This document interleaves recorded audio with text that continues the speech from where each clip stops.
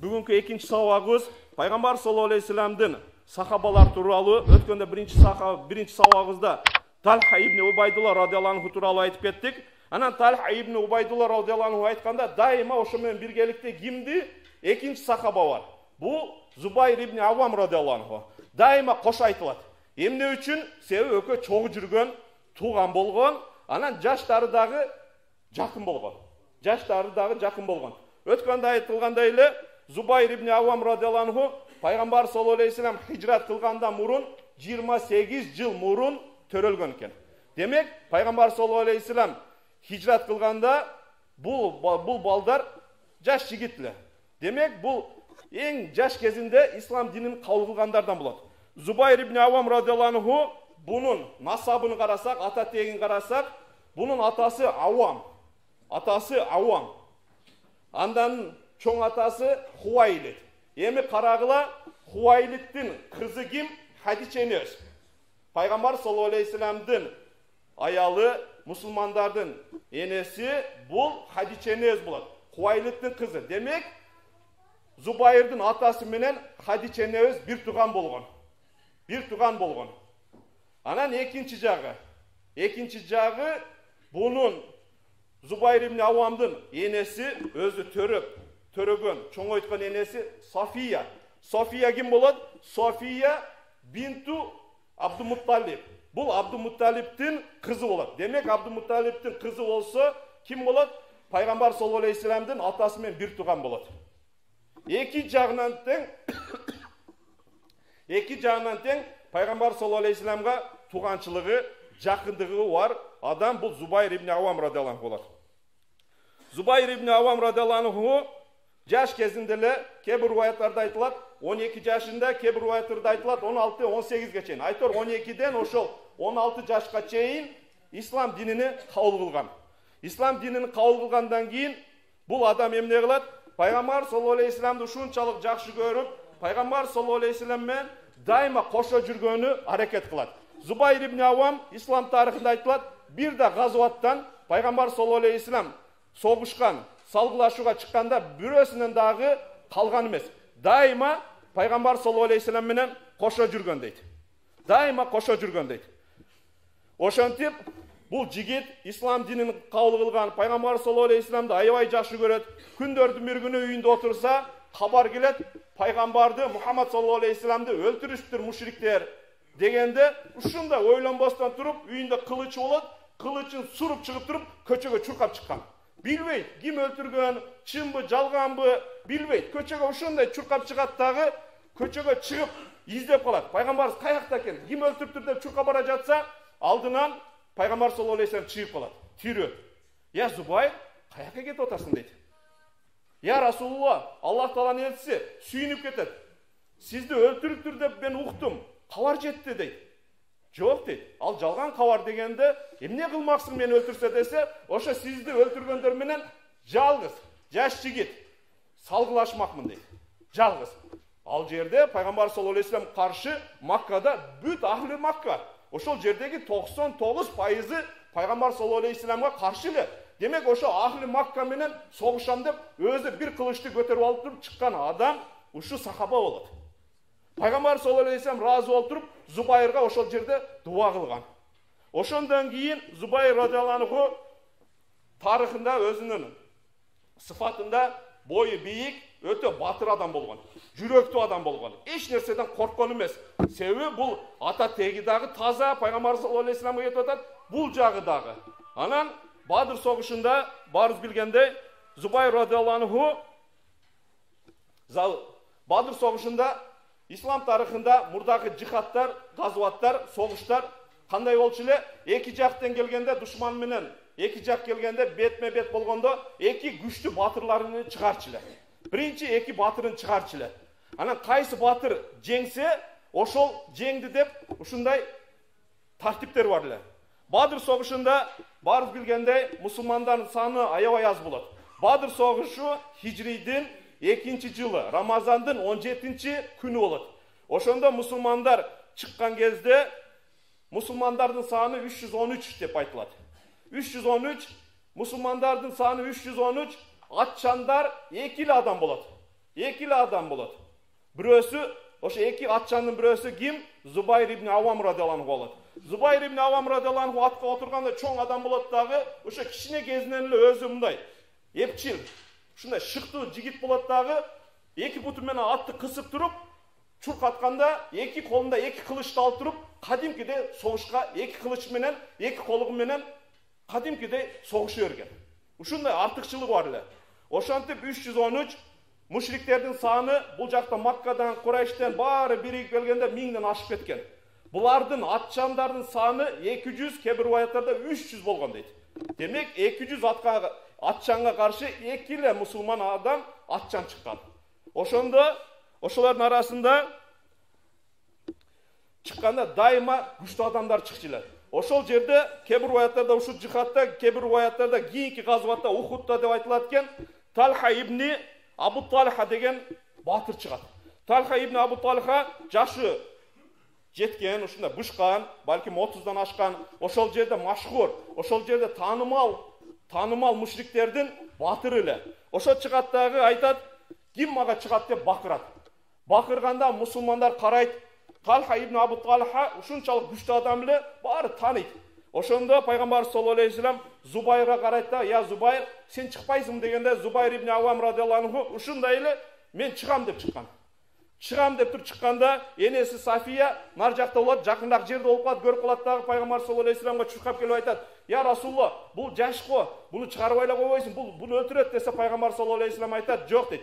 Зубайр жеңет дейт. Иншалла Зубайр жеңет дейт. Ошентип Зубайр радиаллаху анху чыгып эле Талха ибн Абу Талха чоң адам болот, ушундай өзүнүн төбөсүнө отуруп алып туруп, атына отуруп алып туруп, ушундай чуркатканда Зубайр ибн Авам радиаллаху анху эпчилде чуркап бара жатып туруп, кылычын ыргытып туруп, бир ошо үзөңгүсүнө бутуну коюп туруп, үстүнө чыгып туруп, аны кылычын алып туруп, буну сайып өлтүрүп салат. Ушунчалык эпчил адам эле. Аны жыгытып туруп ал жерден атыны пайгамбар саллаллаху алейхи вассаламга ушундай олжо катары сүйүнүп минип келген дейт. Ошондон баштап пайгамбар саллаллаху алейхи вассалам дайыма ушундай чоң салгылашууларга Зубайр ибн Авам радиаллаху анху дайыма алдыда жүрчүлөр. Булар кимдер? Алардын бири Хамза ибн Абу Муталиб. Хамза радиаллаху анху пайгамбар саллаллаху алейхи вассаламдын тууганы, Умар ибн Хаттаб, Зубайр ибн Авам, Али ибн Аби Талиб радиаллаху анху ушундай сахабалар алдыңкы катарда турчулар. Булар батыр эле. Кийин пайгамбар саллаллаху алейхи вассалам Зубайр ибн Авам кимге үйлөнөт? Асма бинти Абу Бакр. Абу Бакр Сыдык радиаллаху анхунун кызы болгон Асма, Айша энебиздин бир тууганы Асмага үйлөнөт. Демек, Абу Бакр Сыдык радиаллаху анхунун күйөө баласы болуп калат. Мусулмандар Маккадан 13 жыл ислам динине дават кылып чакыргандан кийин пайгамбар саллаллаху алейхи вассалам Мадинатул Мунаввара, Ясриб шаарына көчкөндө жаңы көчүп барганда мусулмандарда эркек бала төрөлбөй калат. Bir kança vakt. Kee bir rivayatlerde 3 ay deydi, kee bir rivayatlerde 4 ay, kee bir rivayatlerde andan da biraz uzunrağı vakt dep aytılatken bir kança vakt erkek bala törölbeydi. Törölse jalan kız törölöt. Zubayr ibn Avam'dın ayalı Asma bint Abu Bakr boyunda var, ошол Madinaga göçüp bargan. Göçüp bargandan keyin törörgө жақын вакыт калганда ошол жерде яхудилер, еврейлер айтышат, биз буларды сыйкырлап болгонбуз. Мусулмандар да болду. Мындан кийин эч качан эркек бала төрөлбөйт дейт. Ушундай жалган айтышат. Ошондо Асма бинт Абу Бакр радиаллаху анхунун кызы Асма энебиз төрөйт. Төрөгөндө эркек бала төрөйт. Атыны Зубайр ибн Авам радиаллаху анху, Зубайр радиаллаху анху Абдулла коёт. Атыны Абдулла болот. Кийин бул жигит кандай болот? Бул өзү ислам тарыхында өтө орду чоң, бул да шахид болуп өткөн Абдулла ибн Зубайр радиаллаху анху. Ушул сахабаны төрөйт. Ушул табиинди төрөйт. Кийинки Абдулла радиаллаху анху жөнөкөй эле кийин чоңойгондо бир эле мисалы күндөрдүн бир күнү Амирул Муминин, момундардын башчысы болгон Умар радиаллаху анху басып бара жатса, жаш балдар Умар радиаллаху анху бою чоң, сүрдүү адам эле жаш балдар көчөдө ойноп жатса, Умар радиаллаху анху келип айтканда баары качып кетишет. Качып кеткенде бир жаш жигит калып калат. Умар радиаллаху анху акырын келет да учурашат. Учурашканда ассаламу алейкум деп, ва алейкум салам деп учурашып, сен кимсиң дейт. Десе айтат, мен Абдулламын дейт. Эмне үчүн сен качпадың? Сен досторуң баары качып кетишти го десе айтат, я Амирул Муминин, момундардын башчысы, эмне үчүн качайын дейт. жаза берейін десең дейді, сен егер маға жаза берем деп келсең дейді, мен күнә иш кыла элекмин дейді. Бир да күнә иш кылбадым дейді. А егер де дейді, сені зұлымдық қылат деп қачайын десем, сен адилеттүүсүң дейді. Сен зұлымдық кылбайсың деп тұрып, Умар радиаллаху жооп берген екен. Ошондо Умар радиаллаху таңғалып башына сылаган екен. Демек ошо жаш жигит ким болот? Зубайр радиаллаху уулу Абдулла болот. Кийинки тарыхта мусулмандар Мадинага хижрат кылгардан мурда баарыбыз билебиз, ислам тарыхында эң биринчи көчүү булар каяк болот? Булар Хабаши, азыркы Эфиопияга көчөт. Эң биринчи мусулмандар ошол жака көчөт.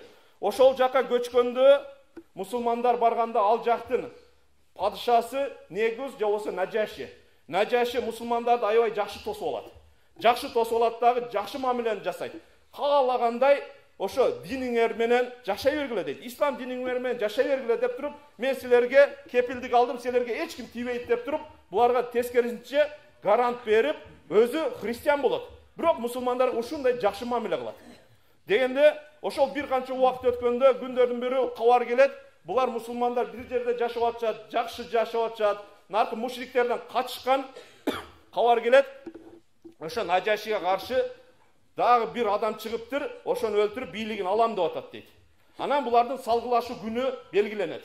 Ошол күнү мусулмандар отуруп дуа кылышат, ушу Нажаши калсы экен, Нажаши жеңсин деп. Эмне үчүн? Себеби Нажаши мусулмандарга жакшы мамиле кылган. Булардын динине, булардын жашоосуна эч бир коркунуч жаратпай, тескерисинче колдоп турган. Анан салгылашы күнү, салгылашы башталганда мусулмандар, сахабалар ошол жерде отурушат дагы, машвара кылышат, кеңешет, ким барып көрүп келет дейт. Булар билишет, эгерде Нажаши жеңилип кала турган болсо, башка падыша келе турган болсо, бул Эфиопияда бизге кандай мамиле кылат? Нажашидей адилеттүү болбой калат. Бизди балким куйт же болбосо динибизге зыяны жетет деп булар коркуп турушат. Анан ошондо айтышат, барып бирөө көрүп турса жакшы болот эле, ошо согушка барып, ошол жерде жанынан катышпаса дагы ошону ким жеңеткен кабардар болуп турса деп туруп, разведкага ким барат дегенде, Зубайр ибн Авам радиаллаху анху айтат, мен барам дейт. Жаш жигит болот. Ошентип бул Нил дарыясы жакта болот. Анан буга суу ичтерине бир нерселерди байлап туруп атайын. Суда сүзө турган кылып туруп, даярдашып туруп, буну ошол жака жөнөтүшөт. Зубайр ибн Авам кетет. Ошо менен бир канча убакыт жок болуп кетет. Бир малда караса, күтүп отурушат, мусулмандар дуа кылып турушат, ушу Нажаши эле жеңсе бизге жакшы болот эле деп. Бир малда караса, Зубайр ибн Авам радиаллаху анху көрүнүп калат. Келгенде сүйүнүп келет. Мусулмандар түшүнүп калышат, жакшы кабар экен дейт дагы, эмне болду десе, Нажаши жеңди дейт. Ошо менен Нажаши, ошо Эфиопиянын падышасы жеңип, кайра бийлиги бекемделип, мусулмандарга андан дагы жакшы мамилелерди жасап баштайт. Күндөрдүн бир күнү дагы бир жихад, газват болот пайгамбар саллаллаху алейхи вассаламдын. Ошол жерде турса айтышат. Пайгамбар саллаллаху алейхи вассалам кылычын чыгарат дагы, ушу кылычты ким алса, мен берет элем, ушунун акысын толук берсин дейт. Ошондо барды сахабалар кызыгып баары келишет. Мен алайын деп. Алардын ичинде Абу Бакр Сыдык радиаллаху анху, Умар радиаллаху анху, ошолордун бири Зубайр радиаллаху анху болот. Бул дагы ушинтип кызыгып келет. Бизге берсе экен деп туруп. Анан сахабалар баары келет дагы түшүнүшөт, пайгамбар саллаллаху алейхи вассалам берет, бирок кантип биз муну акысын беребиз дегенде, ошондо Абу Дуджана радиаллаху анху, ошо да сахаба келип калат. Келет дагы пайгамбар саллаллаху алейхи вассаламга айтат: "Я Расулуллах, Аллахтан элчиси, кантип биз акысын беребиз?" дегенде, ошо газватка, жихадка чыкканда эч кайтпастан ошо алдыда жүрүш керек дейт. Мусулмандарга ушундай көп жардам бериш керек дегенде, Абу Дуджана радиаллаху анху айтат: "Я Расулуллах, мен алайын" дейт. Пайгамбар саллаллаху алейхи вассалам Абу Дуджанага берип коет. Кылычты бергенде мусулмандар Ухуд согушунда айтор бир газватта тизилишкенде, Абу Дуджана радиаллаху анху ушундай көкүрөгүн көтөрүп, үстүнө ошо селдесине кызыл байлап, жип менен байлап, ушундай боюн көтөрүп басат. Анан ошол жерде пайгамбар саллаллаху алейхи вассалам айтат: "Башка учурларда болсо текеберлик менен басышлык жакшы эмес, арам болот, күнөө болот. Бирок ушул учурда Абу Дуджанага рухсат" дейт. Эмне үчүн? Себеби душмандардан көрүш керек, мусулмандар булардын көңүлү түшкөн жок. Мусулмандар ушундай батыр, Мусулмандар коркпой аз чыгышат деп. Ошентип жихад башталганда, газват башталганда Абу Дуджан алдыга чыгып, кадимкидей бул кылычты менин досум берди, мен акысын бериш керек деп туруп, алдынан чыкканды чабып, ушунчалык мусулмандарга көп жардам берген. Ушунун баарын ким байкап турат? Зубайр ибн Авам радиаллаху. Себеби Зубайр радиаллаху ушундай кызыгат. Пайгамбарыбыз дейт, мен туганым болсо дейт, мен күчтүү болсом дейт, эмне үчүн мага бербеди деп туруп, Абу Дуджанын артынан жүрөт, карап жүрөт. Көрсө Абу Дуджана радиаллаху ушундай кылычтын акысын берет. Толук берет. Андан кийин Ухуд согушунда, Ухуд газватында Пайгамбар саллаллаху алейхи вассалам мусулмандар Ухуд газваты узун, бирок ошо аягында мусулмандар артка чегинип туруп, кайра мусулмандар чогулгандан кийин мушриктер кайтышат. Кайтышканда Пайгамбар саллаллаху алейхи вассалам ошол жерде жарыя кылат. Ким дейт сахабаларына, ким дейт булардын артынан ээрчип болот, булар кайра бир жерге барып туруп, чогулуп туруп, кайра келбейт дейт. Келбесин. Ошону ким артынан кууп барат дегенде 70 сахаба чыгат. Ошолордун арасында ким чыгат? Абу Бакр Сиддик менен радиаллаху, Зубайр ибн Авам радиаллаху. Ушу эки сахаба чыгат дагы, я Расулалла биз барайлы деп туруп, ошо 70 адамды сахабанын алдында туруп алып туруп, мушриктердин артынан басышат. Мушриктер басып бара жатып туруп, ошондо ой келей турган учурда байкап калышат. Артынан мусулмандар кууп келейтат деген, себеби 70 адам келейтат. Артынан мусулмандар келе айтып тур, бизди артыбыздан кууп келатып тур деп туруп, булар токтобой ошо менен Маккага качып кеткен. Демек буну кийин Айша энебиз дайыма Зубайр ибн Авамдын Абдулла деген баласы болгон, Урва, Хамза, 10дон ашык эркек бала, 4төй кызы болгон. Демек ошол балдардын атын койгондо Зубайр ибн Авам радиаллаху өзүнүн артыкчылыгы ушундай эле, өзү айтат эле, Талха ибн Убайдулла, менин Талха досум, жакыным, өзүнүн балдарынын атыны пайгамбарлардын аттары менен койгон дейт. Муса, Иса, Мухаммад деп туруп, ушундай пайгамбар саллаллаху алейхи вассалам ошо пайгамбарлардын аттарын койгон дейт. Себеби бул билет дейт, пайгамбар саллаллаху алейхи вассалам айткан, ла набия ба'д, менден кийин эч бир пайгамбар чыкпайт деп, ошо пайгамбарлардын атыны койгонду жакшы көрөт эле. Бүт балдарыны пайгамбарлардын аты менен коет эле. Зубайр ибн Авам айтат, мен дейт балдарымын дейт. Ошол мусулмандардын арасында шейит кеткен, шахид болгон адамдын атын коем дейт. Ошонтур эң чоң баласыны Абдулла ибн Жахш радиаллаху. Бул биринчи шахид болуп кеткен, ошолор ошонун атын коет. Экинчи шахид ким? Урва радиаллаху. Анын атын экинчи баласына коет. Үчүнчү баласына Хамза. Пайгамбар саллаллаху алейхи вассаламдын жакын туганы, Ухуд согушунда шейит кеткен Хамза радиаллахунун атынан коет. Ошентип балдардын атыны ошол шейит кеткен сахабалардын аты менен коет. Дагы бир жихатта бунун Зубайр ибн Авамдын артыкчылыгы Амир ибн Ас радиаллаху, ислам тарыхыны баарыбыз билебиз. Амир ибн Ас радиаллаху эң күчтүү аскер башчысынын бири, Халид ибн Валид радиаллаху. Ушундай булар ошого окшош эң күчтүү аскер башчысынын бири. Булар каяка жөнөйт? Булар барат дагы азыркы Мисыр, Египтке барат.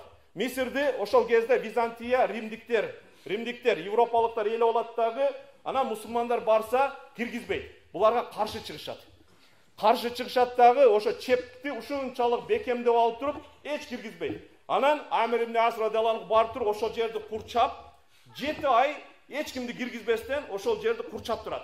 Өздөрү жеңилсин деп. Ошол жердеги Мисирдин башчысы, Византия империянын ошол жерде өкүлү акыры жеңилип, Амир ибн Ас радиаллаху айтат, болду, биз жизя төлөйбүз, ислам диниңерди кабыл кылбайбыз. Biz jizya төлөп туруп, ошо налог төлөп туруп, жашай берели деп туруп, ошондой договор кылганда буну ким? Ираклий. Ошол кездеги общий Рим империясыны башкарып турган Ираклий. Ошого кабар айтышканда Ираклий жок дейт. Силер андай менен договор менен макул болбогула, силер аягына чейин согушкула дейт.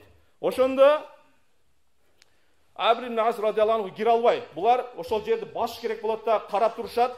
Bir malda jardam kim келет? Жардамга бул жактан Мадинадан Зубайр ибн Авам радиаллаху ошондой бир канча батырларды жөнөтүшөт.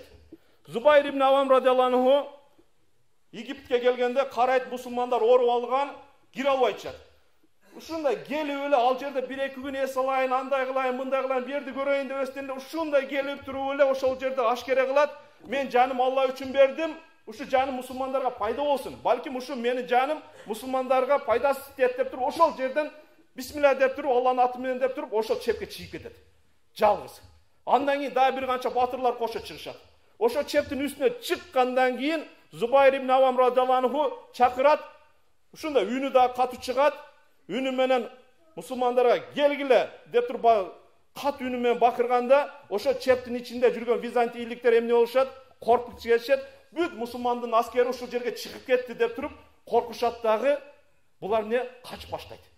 Качып, ошол Зубайр ибн Авам бир канча адам менен секирип туруп ичине кирип туруп, ошол эшикти, чептин эшигин ачкан экен.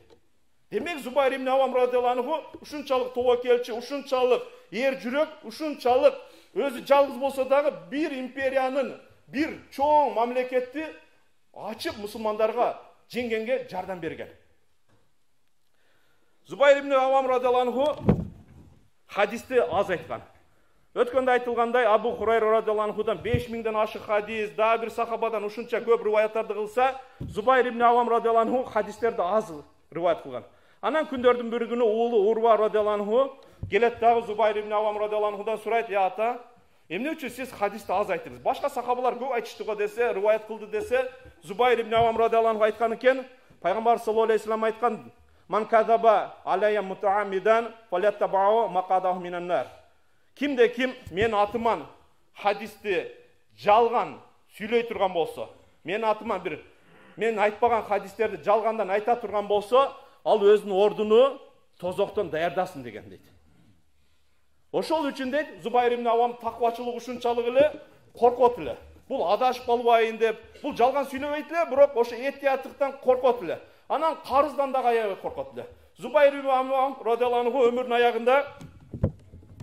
аягында баласы Абдуллага ушунчалык дайындайт өзү ошо карыз тууралуу. Баласы Зубайр ибн Авам радиаллаху анху өтүп кеткенден кийин 4 жыл катары менен ажылык учурунда ошол жерге бүт арабтар келчүле. Жер жүзүнөн келет эле. Ошондо келип туруп 4 жыл катары менен бакырат эле. Кимге мен атам Зубайр карыз? Мага айткыла, карызын берем деп 4 жыл күткөн. Мурасты бөлүшкөн эмес. 4 жылдан кийин эч ким эчтеке дебегенден кийин болду. Андан кийин ошол Зубайр ибн Авамдан калган мурасыны булар бөлүшүп алышкан. Демек, атасы дайындаган таквачылыгы, баласы дагы ошо сөзүнө туруп ушунчалык бекем болушкан.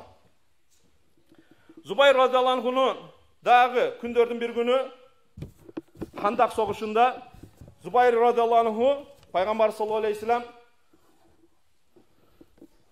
айтат, барып туруп Бану Курайза, ошо Бану Назир, ошо яхуди урууларды барып карагыла, эмне болуп атат дегенде, Зубайр ибн Авам радиаллаху анху мен барып көрүп келейинчи дейт.